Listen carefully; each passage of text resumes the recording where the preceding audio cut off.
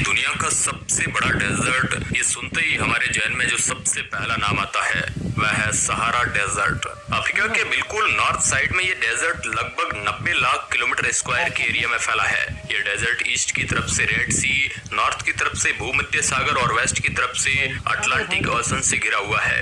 इतना ही नहीं, इस डेजर्ट वाले एरिया के अंदर 10 देश भी बसे हुए हैं, जिनके नाम अल्जीरिया, चाड, इजिप्ट, लीबिया, माली, मोरिटानिया, मोरक्को, निगर, सूडान और ट्यूनीशिया।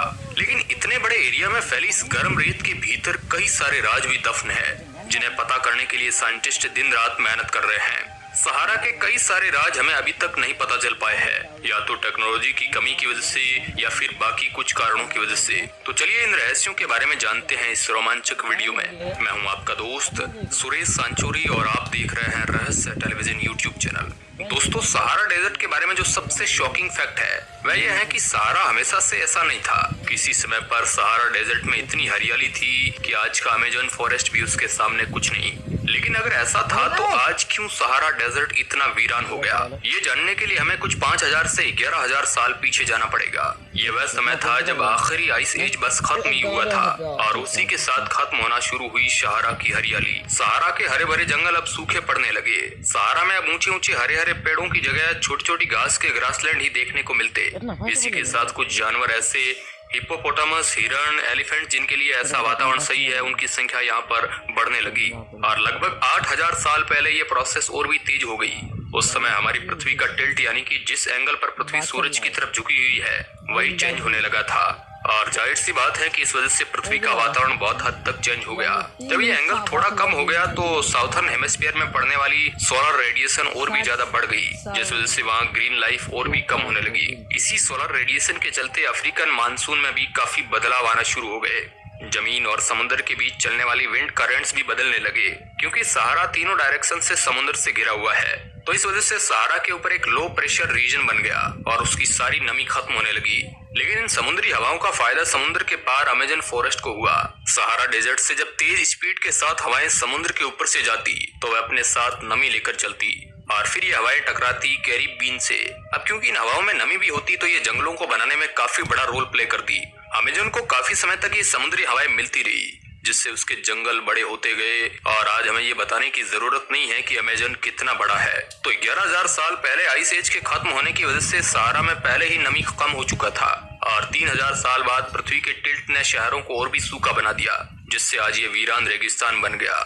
उस समय सहारा में लोग बसना ही शुरू हो गए थे, क्योंकि सहारा अब कोई घना जंगल नहीं रहा जहाँ केवल जंगली और खूंखार जानवर ही रहते हो। अब सहारा में छोटी छोटी घास वाले मैदान और डेजर्ट वेजिटेशन ही पाया जाता। इसी वजह से बकरी और भैंस पालने वाले कई चरवाहे सहारा में बसने शुरू हो गए। धीरे धीरे यहाँ लोग संख्या में बढ़ते चले गए और हम कह सकते हैं कि सहारा का अपना ही एक सिविलाइजेशन बन गया। अब हो सकता है आप में से कई लोगों के मन में एक इंटरेस्टिंग सवाल आ रहा होगा कि क्या कभी सहारा फिर से हरा भरा हो बन सकता है? तो दोस्तों, इसका जवाब है हाँ, सहारा दोबारा से घने जंगलों में बदल सकता है। अब इसे समझना काफी आसान है। सहारा डेजर्ट में ये बदलाव आया पृथ्वी के ऑर्बिटल चेंज की वजह से, और पृथ्वी का ये ऑर्बिटल चेंज हर 23 साल में रिपीट होता है। इसका मतलब कि एक वक्त आएगा जब पृथ्वी का एटमॉस्फेयर कुछ इस तरह से बदलेगा कि सहारा वापस से हरा भरा हो जाए। लेकिन इंसानों की वजह से पहले ही पृथ्वी के वातावरण में काफी बदलाव हो चुका है, तो हम 100% श्योर होकर नहीं कह सकते हैं कि एटमॉस्फेयर सहारा डेजर्ट के लिए कब परफेक्ट बनेगा। दोस्तों, क्या आपके दिमाग में एक सवाल आया है कि क्या सहारा के बीच में हमें मछलियां मिल सकती है? जाहिर है सवाल काफी अजीब है और बेतुका भी, क्योंकि जलीय लाइफ के लिए पानी का होना बहुत जरूरी होता है और सहारा में पानी का मिलना काफी मुश्किल है। साइंटिस्ट को इस वीरान डेजर्ट में मछलियां तो नहीं, लेकिन उनके फोसिल जरूर मिले हैं और कहीं ना कहीं ये फोसिल हमारे बहुत से सवालों के जवाब दे सकते हैं। लीबिया के साउथ वेस्ट पार्ट के टाकाकाउरी में साइंटिस्ट को ऐसे कई फोसिल मिले जो 5000 साल से भी ज्यादा पुराने हैं। जमीन के नीचे बनी गुफाओं में हमें ऐसी पेंटिंग भी मिली जिनसे पता चलता है कि गर्म वातावरण के चलते कैसे धीरे धीरे सहारा से जीवन कम होता गया। भेड़ें, भैंसे और बाकी कैटल्स की संख्या धीरे धीरे कम होती चली गई। इटली के बेल्जियम के रिसर्चर्स ने 17000 से भी ज्यादा फोसिल का पता लगाया। ये फोसिल्स काफी पुराने समय के थे, लगभग 10,000 साल पुराने, जब इंसान सहारा में बसना शुरू हुए थे। इनमें से 90% से भी ज्यादा फोसिल्स एक्वाटिक एनिमल्स के थे। लेकिन वही अगर थोड़े रिसेंट फोसिल की बात की जाए जो लगभग 4650 से 5900 साल पुराने ही है। तो इनमें एक्वाटिक एनिमल्स के अवशेष केवल 40% ही है। इस डाटा से ही आप अंदाजा लगा सकते हैं कि समय के साथ सहारा में एक्वाटिक लाइफ कितनी बुरी तरह से इफेक्टेड हुई। आज सहारा में कई किलोमीटर तक आपको केवल रेत ही रेत दिखेगी, लेकिन कई बार वैज्ञानिकों को यहाँ अजीब से अजीब चीजें भी मिल जाती है। अल्गेरिया में एक बार वैज्ञानिकों को एक ऐसी चीज मिली जो खुद पृथ्वी से भी ज्यादा पुरानी थी। जी हाँ, मैं बात कर रहा हूँ एक मीटियोराइट की। साइंटिस्ट के मुताबिक इस मीटियोराइट की उम्र 4.56 अरब साल है, जो खुद पृथ्वी की उम्र से भी ज्यादा है, क्योंकि हमारी पृथ्वी 4.54 अरब साल की है। इस पत्थर का नाम ERG चेक 02 है, या फिर हम इसे EC02 भी कह सकते हैं। ये पत्थर बाहरी ब्रह्मांड से बन रहे किसी प्रोटोप्लैनेट का टुकड़ा है, जो तब बनना शुरू हुआ जब हमारा खुद का सोलर सिस्टम केवल 20 लाख साल पुराना था। प्रोटोप्लैनेट किसी स्टार के चारों ओर घूम रही डिस्क को कहते हैं, जो आगे चलकर प्लेनेट का निर्माण करने वाली होती है। खुद हमारा सोलर सिस्टम भी इसी तरह बना था। इस प्रोटोप्लैनेटरी डिस्क में पत्थर और धूल के छोटे छोटे पार्टिकल्स और गैसेज मौजूद होती है, जो ग्रेविटी के चलते एक दूसरे से जुड़कर बड़े पत्थरों का निर्माण कर जाती है, और इन्हीं से बाद में ग्रह, चांद और एस्टेरॉइड का निर्माण होता है। ये मीटियोराइट जिस लावा से बना था, उसका टेम्परेचर लगभग 1220 डिग्री सेल्सियस रहा होगा, और इस लावा को ठंडा होकर पत्थर बनने में 10,000 साल से भी ज्यादा का समय लगा होगा। आज तक पृथ्वी के और किसी भी पार्ट में हमें EC02 जैसा मीटियोराइट नहीं मिला है। इसी से पता चलता है कि हमारी ये डिस्कवरी कितनी रेयर और स्पेशल है। जिस तरह के पत्थर से ये मीटियोराइट बना है, उसे एंडेसाइट कहते हैं। एंडेसाइट पत्थर तब बनते हैं जब समय के चलते लावा ठंडा होकर ठोस हो जाता है। पृथ्वी पर ऐसे पत्थर सब्ड्यूकेशन जोन में पाए जाते हैं। जब पृथ्वी के अंदर टेक्टोनिक प्लेट्स मूव करती हैं और ज्वालामुखी फटते हैं, तो अंतरिक्ष में एंडेसाइट पत्थरों का आना बहुत रेयर घटना है।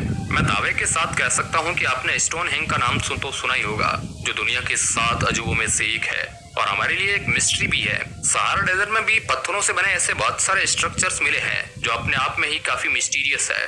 अगर आप सहारा में पत्थरों से बने इन स्ट्रक्चर्स को देखेंगे, तो ये बिल्कुल ऐसे लगेंगे जैसे इन्हें इंसानों ने ही बनाया है। और ऐसा इसलिए लगता है क्योंकि इनमें से कई स्ट्रक्चर इतने परफेक्टली डिजाइन हैं कि ऐसा लगता ही नहीं है कि उन्हें नेचर ने बनाया है। लेकिन ऐसा हो भी सकता है कि इनमें से कुछ स्ट्रक्चर्स को एंशिएंट ह्यूमन ने ही डिजाइन किया हो। अभी तक वैज्ञानिक इनके बारे में श्योर नहीं है। ये स्ट्रक्चर कई हजार साल पुराने हैं, और इनमें से ज्यादातर आपको वेस्टर्न सहारा में ही मिल जाएंगे। लगभग 75% स्टोन स्ट्रक्चर्स मोरक्को के अंडर आते हैं, और बाकी 25% सर्वाई अरब डेमोक्रेटिक रिपब्लिक में मौजूद है। इनमें से कुछ संरचनाएं क्रिसेंट शेप की है, कुछ सर्कल के आकार की, तो और कुछ तो बिल्कुल स्ट्रेनाइट लाइन है।